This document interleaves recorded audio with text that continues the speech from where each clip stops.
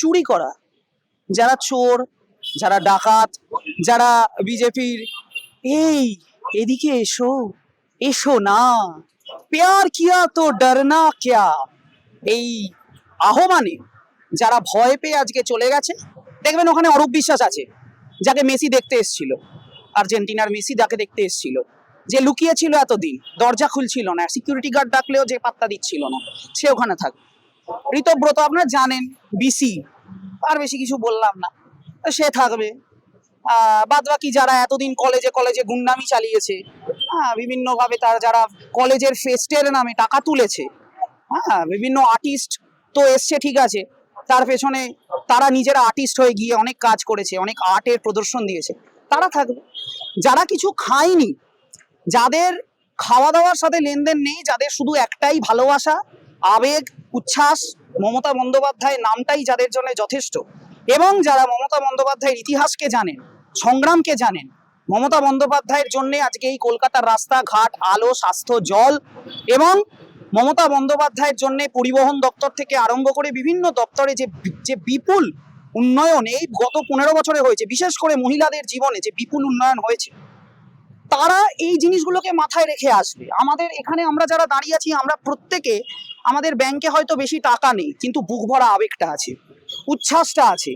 আজকে আপনারা দেখছেন কলকাতার রাস্তায় একজন মা, একজন গরিব মা তার বাচ্চার জন্য দুধ গরম করছে, সেখানে আমাদের, আমি জানি না উনি কোন দপ্তরে আছেন, হয়তো ফুটপাত দপ্তরেই আছেন, মাননীয় মন্ত্রী অগ্নিমিত্রা পাল, তিনি গিয়ে এমন ভাবে কথা বলছেন যে মানে রাস্তায় কুকুর ছাগলের সাথে ওভাবে কেউ কথা বলে না। তো এটা একটা আগে এদের ভোটের আগে তো এই বাচ্চাগুলোকেই কোলে তুলে বলতেন আমাদের বাঁচতে হবে, বাঁচাতে হবে।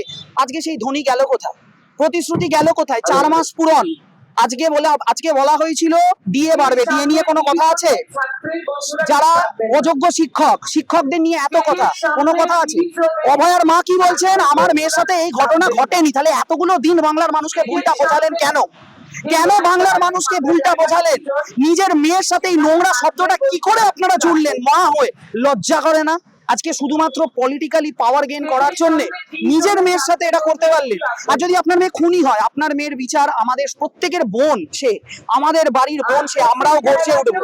তাহলে তো আজকে বিচারটা স্বপ্নদ্বীপের জন্যও চাওয়া যেতে পারে, যাকে যাদবপুর ইউনিভার্সিটির ছাদ থেকে ছুঁড়ে ফেলে দেওয়া হয়েছিল। কই তার জন্য তো কিছু বিচার হলো না। আজকে যাদবপুর ইউনিভার্সিটির র্যাগিং এর শিকার বহু ছাত্রছাত্রীরা হয়, তাদের প্রাণ চলে যায়, তারা আত্মঘাতী হয়, কই সেখানে তো কোনো বিচার ওঠে না। শুধুমাত্র পলিটিক্যাল এজেন্ডা, শুধুমাত্র পলিটিক্যাল লড়াই। আজকে আপনারা দেখতে পাচ্ছেন যে কালকেই আমরা খবর পেয়েছি পশ্চিমবঙ্গ বিধানসভা নির্বাচনের মুহূর্তে এসআইআর এর জাঁতাকলে মানুষকে পিষে দিয়ে আজকে 91% মানুষ যাদের ভোটার লিস্ট থেকে নাম উধাও করে দেওয়া হয়েছিল, তাদের নাম অ্যাড করা হয়েছে সুপ্রিম কোর্টের গাঁথুনিকে। তাহলে কি আমরা এই ভোটটাকে বৈধ বলে মানতে পারি? আজকে কি আমরা এটা মানুষের ম্যান্ডেট বলে মানতে পারি?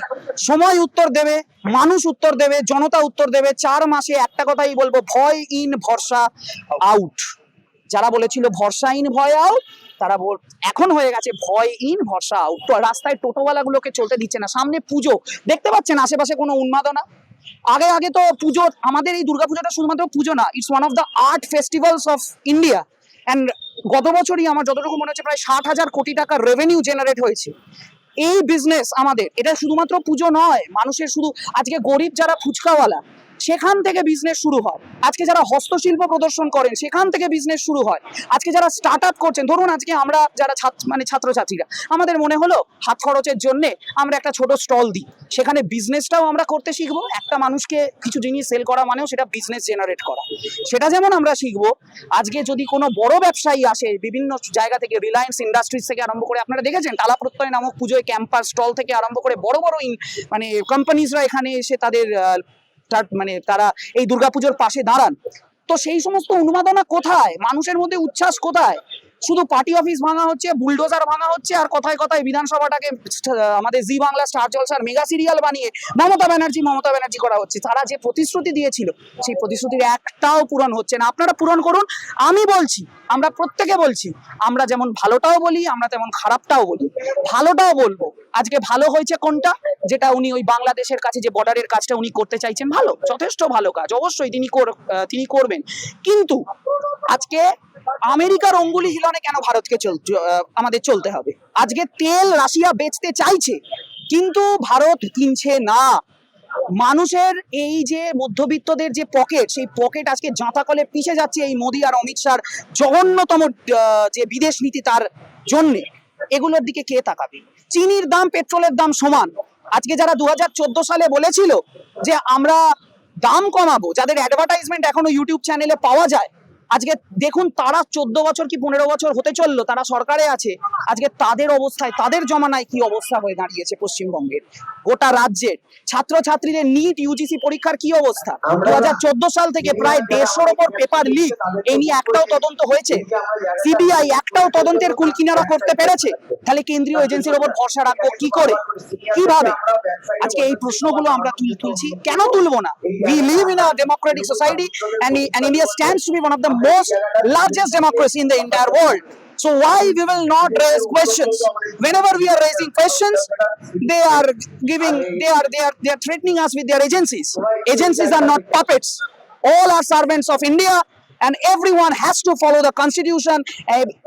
And আমাদের এই কনস্টিটিউশনকে রক্ষা করার জন্যই আমরা লড়াই করব। পিঠ বাঁচিয়ে বালিশ চেটে যেতে পারবো না ভাই, ক্ষমা করে দিন। আপনি যদি আরো এই আমাদের মেসি কাণ্ডের অরূপ বিশ্বাসকে বলি, আপনি একটু বেরিয়ে আসুন, দেখবেন আপনি কোর্টে দাঁড়িয়ে আছেন, রাস্তায় নয়। ধন্যবাদ, থ্যাংক ইউ।